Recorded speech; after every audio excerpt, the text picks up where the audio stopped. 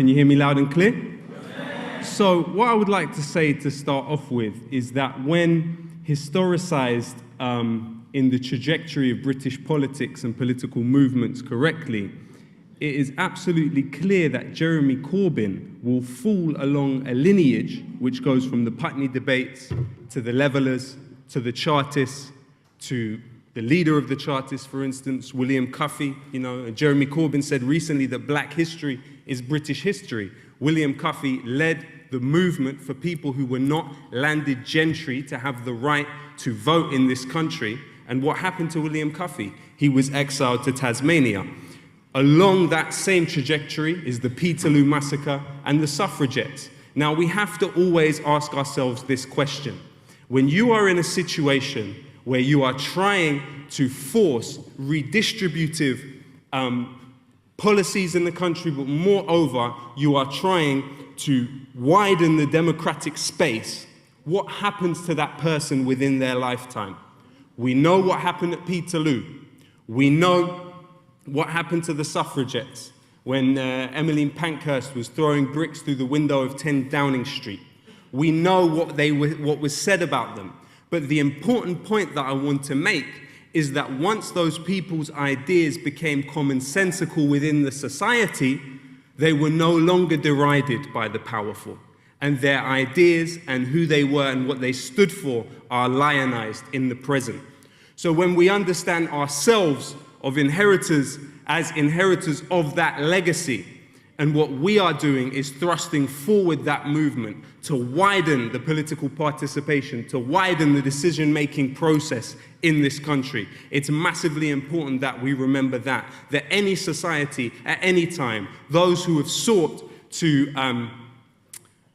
make the powerful more precarious have always been derided the way that Jeremy Corbyn is being derided today. So I think we can take solace in that fact and move forward knowing that we are on the right side of history.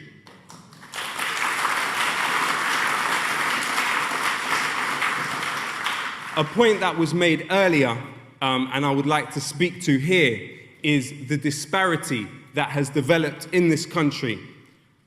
You had, from the 1930s onward, a drive to make this country a more equal society, with tax rates at the top being increased.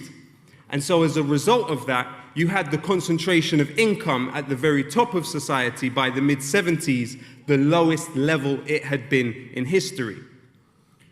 The share of the national income of the top 1% in that period fell from 17% back in the 1930s to 5.7% in 1978. What was that the result of?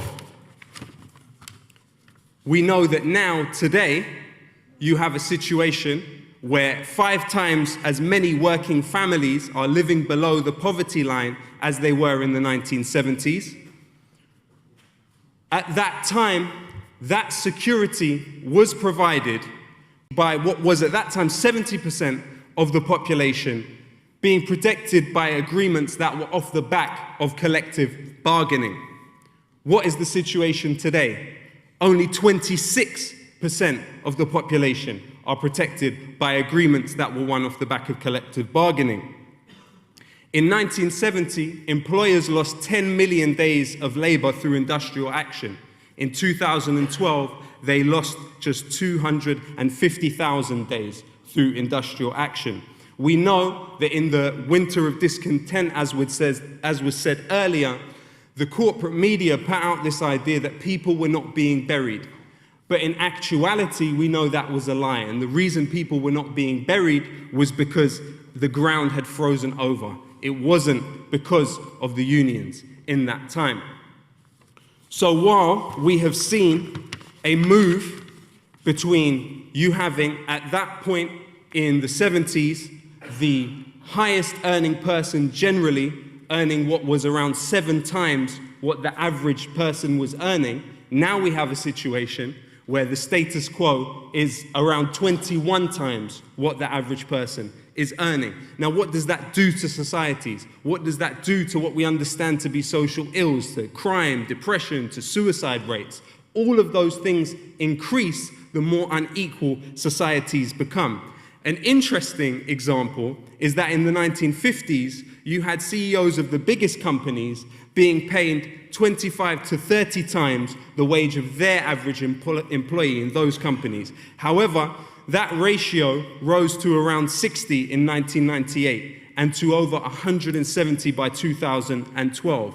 One of the worst examples of this form of stratification within companies was the former CEO of Tesco, Terry Leahy, being paid around 900 times as much as the average Tesco employee by the time he resigned. So what's the cause of this? You have essentially a significant section of our political class who are pro-inequality. They belong to a pro-inequality school of economic thought.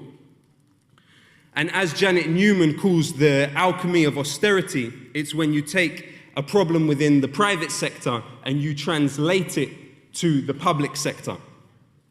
And so what that has meant this period is that you have the 1,000 richest people in the country since the crash of 2008, their wealth doubling, whereas the rest of society is not seeing that same thing. So the facade of togetherness that they used, George Osborne talking about we maxed out our credit card, it masks the basic truth that what lies behind this policy is pro-inequality. And it's premised upon three assumptions. Number one, that poverty is an absolute rather than a relative concept.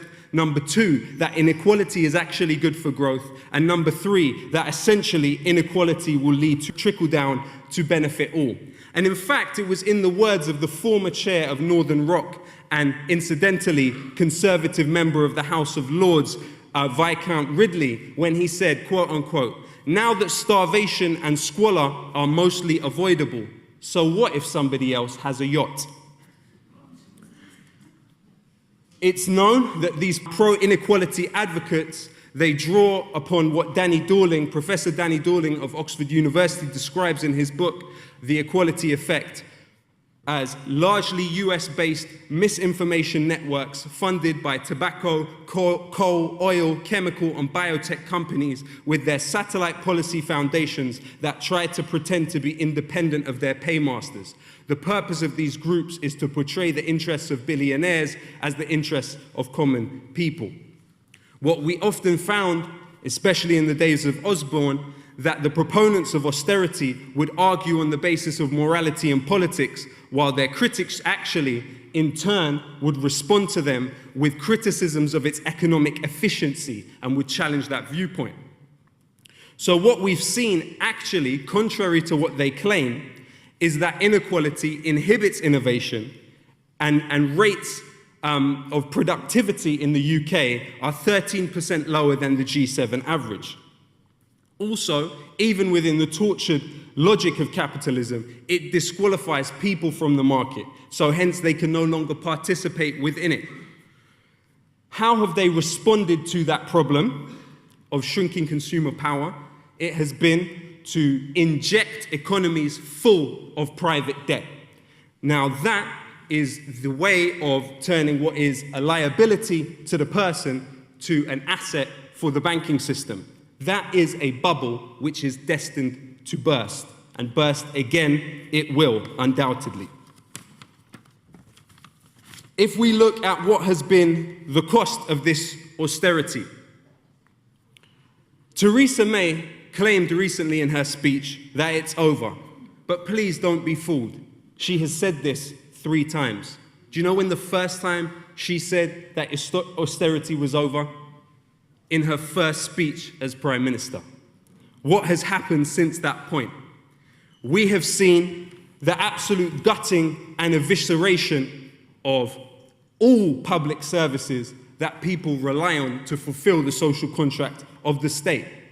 By 2013, you had a situation where cuts deprived 500,000 old and disabled people of their care support. They were no longer eligible to claim it.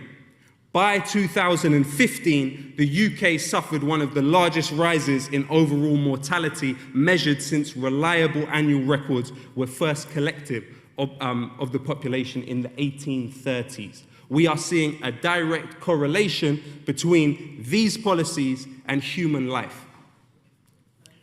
If we look at £40 billion cut from the NHS being sold off to companies like Circle, Virgin Care, Serco, and the privatization of the NHS looking to increase to 40% by 2020, we don't have to look very far to figure out why that is. When you have 64 MPs that have recent or present financial links to companies involved in private healthcare, and 79% of those are Conservatives, it's clear we know why that is happening.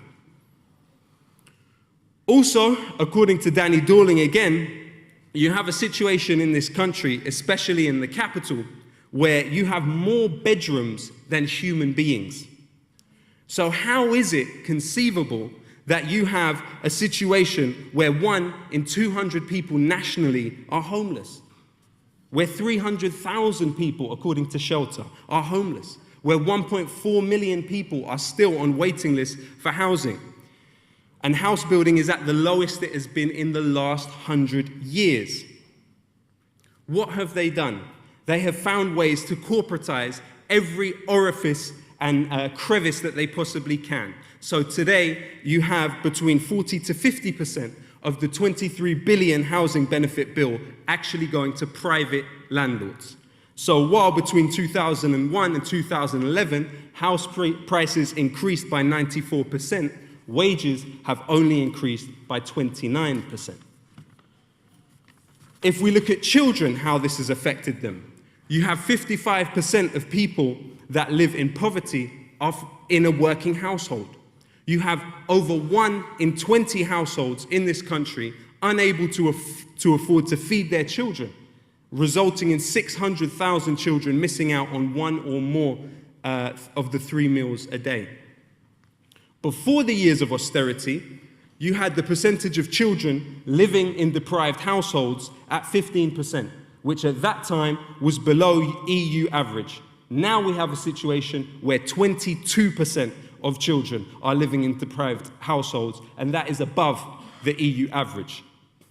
With over £300 million cut from the youth service, where is the safety net for these children? When we look at the movement that we are engaging in, I think it's interesting to draw on the words of Ralph Nader in the United States, former presidential candidate.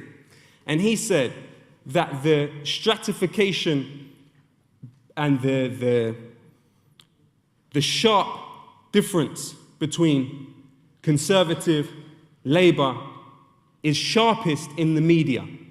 It's sharpest in the media. Now this speaks to what has been described as our common sense socialism.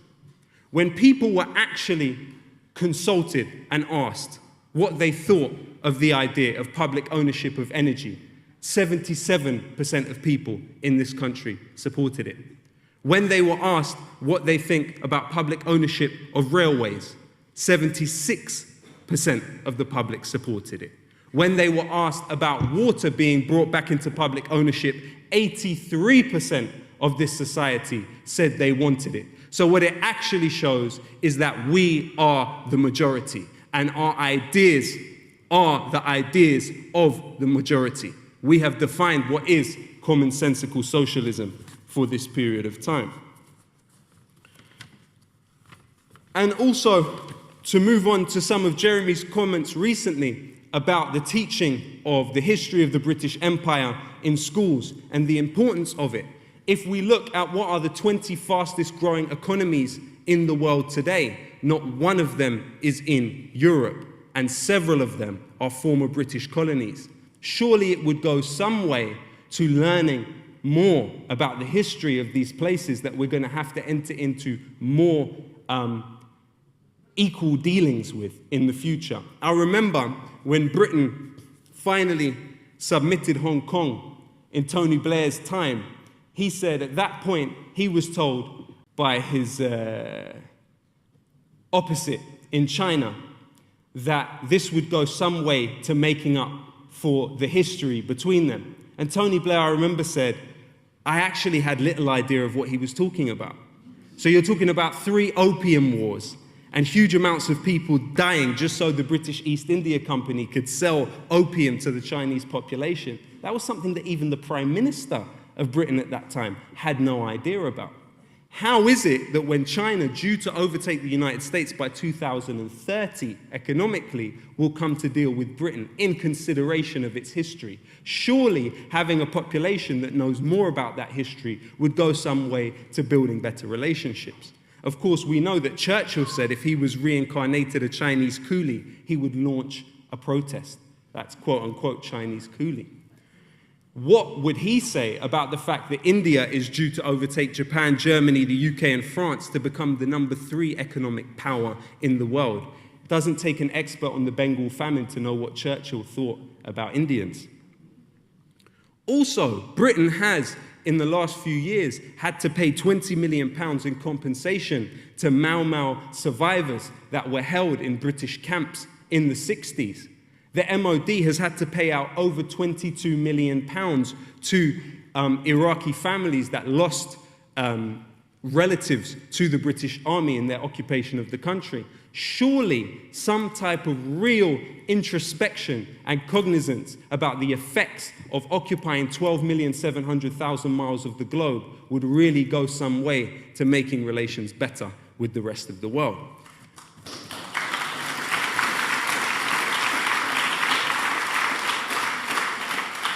So the point I wanted to end on before, if you'd be so kind to let me do some poetry, is the words of Syrian poet Nizar Qabbani, when he said that the light is more important than the lantern. And in this case, we are the light and Jeremy is the lantern. The trade unions are the light and Jeremy is the lantern. The grassroots movement for social justice is the light and Jeremy is the lantern. And so it's massively, critically important that we are able to create groupings locally where we are in order to propel Jeremy into power. And at this time, I remember the words of not only Tony Benn, but also Ralph Nader, who made this point. He said that after the Civil War in the United States, any significant change in social justice, whether it was working hours, whether it was the vote, it only required 1% of a citizenry that were adequately mobilized. So what he's saying is that when we look at, say, the history of Tolpadu martyrs, we look at the history of the Chartists, that is less than 1% of the population that were actively agitating. What we now have is a party membership where there are more women than the party membership of the Conservatives put together. What is that base and what can that base do? And the better we're able to mobilize, the better the results that we will see. Now, Tony Benn had an amazing story that I remember hearing, and it reminds me of this current political moment we are in. He told the story of a child who fell down a mine. Now, when the child was in the mine, he called up to the top and he said, "Bring me a rope. Let me climb up the rope and get out." So someone brought a rope and threw it down. The rope was too short. Someone else that was with them went to get another rope and threw that down. That rope was too short. A third person with them went to get another rope and threw that down. That rope was again too short. Do you know what the child said to them? He said, "Tie your ropes together." And what I am calling for at this point is us to tie our ropes together and propel Jeremy Corbyn into number 10 Downing Street as soon as possible.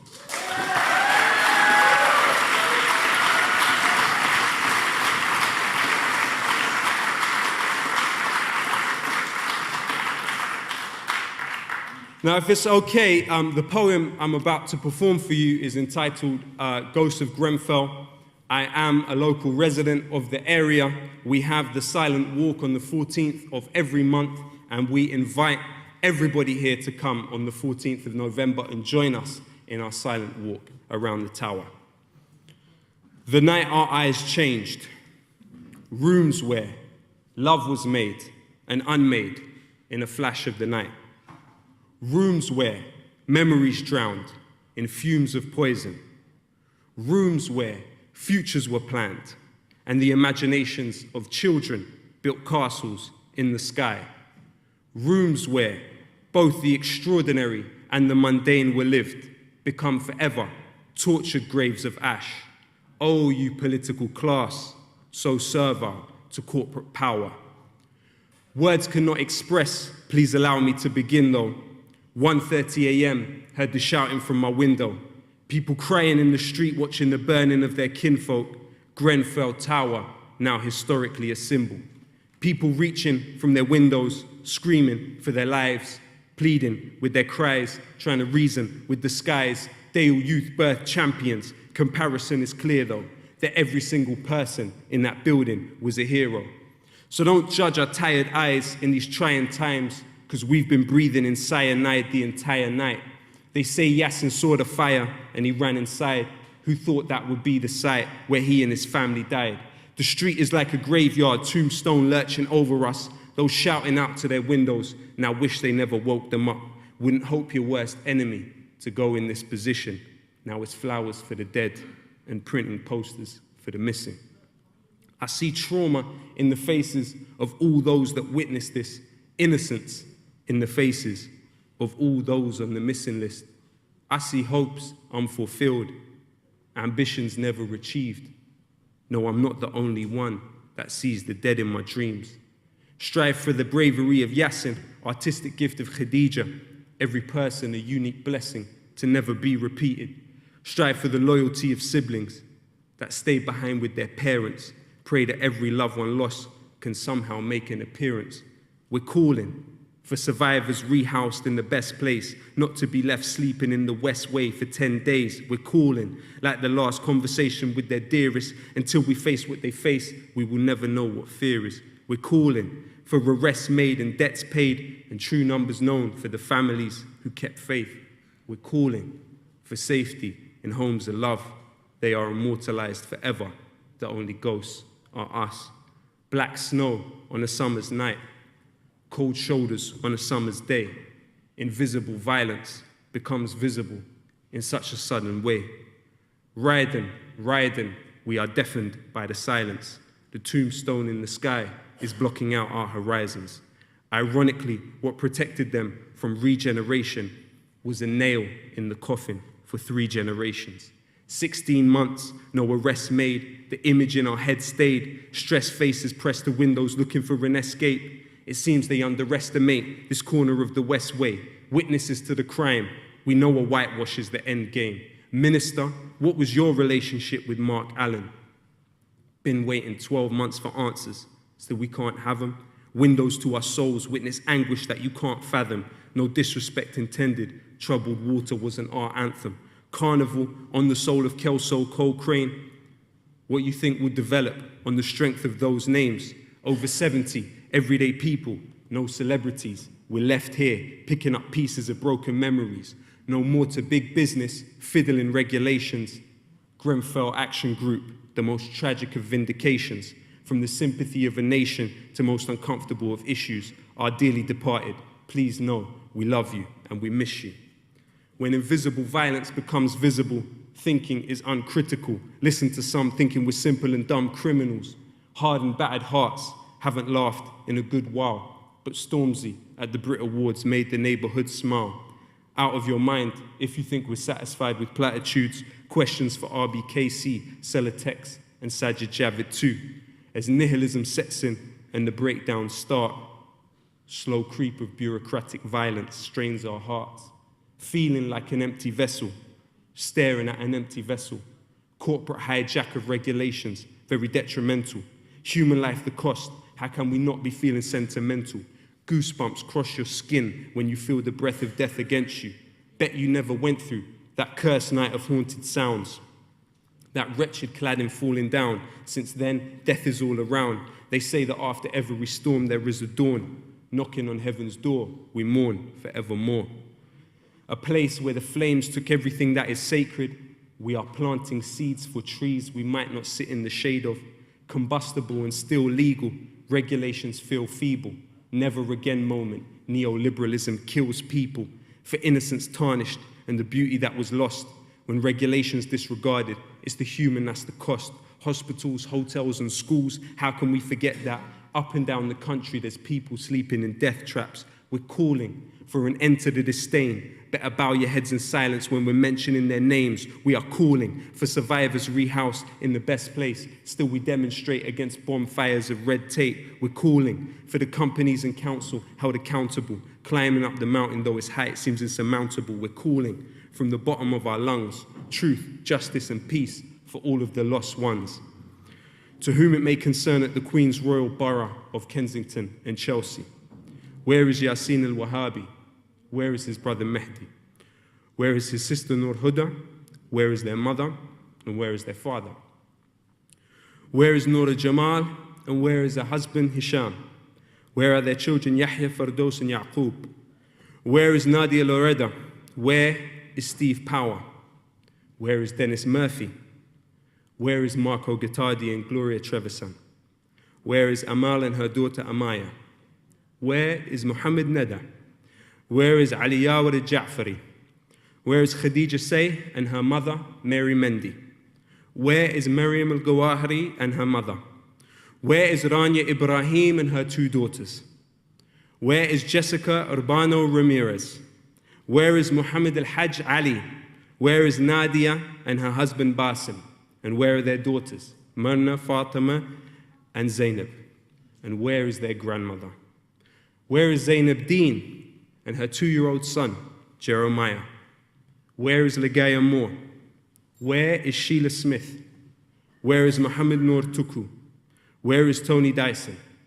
Where is Maria Burton? Where is Fathia al-Sanusi? And where is her son, Abu Faras, and her daughter, Asra Ibrahim? Where is Fathia Hassan? Where is Hania Hassan? Where is Lucas James? Where is Farah Hamdan? Where is Umar Bilqadi? And where is their daughter, Lena, and their other daughter, Malak? Where is Victoria King? Where is Sheila? Where is Joseph Daniels? Where is Hamid Khani? Where is Hisham Rahman? Where is Raymond Bernard? Where is Isaac Paulos? Where is Logan Gomez, stillborn? Where is Alexandra Atala? Where is Marjorie Vital and her son, Ernie? Where is Komromiya and where is his wife, Razia? Where are their children, Abdul Hanif, Abdul Hamid and Husna? Where are Sukaina and Fatima? Where is Barki Habtoum and her son, Baruch? Where is Abdul Salam? Where is Khadija Khaloufi? Where is Karen Bernard? Where is Amna Mahmoud Idris? Where is Gary Saunders? Where is Rahima Begum Ali? And where is her 6-year-old daughter Miriam, her 5-year-old daughter Hafidha, and her 3-year-old son Muhammad? Where are these people? Thank you very much.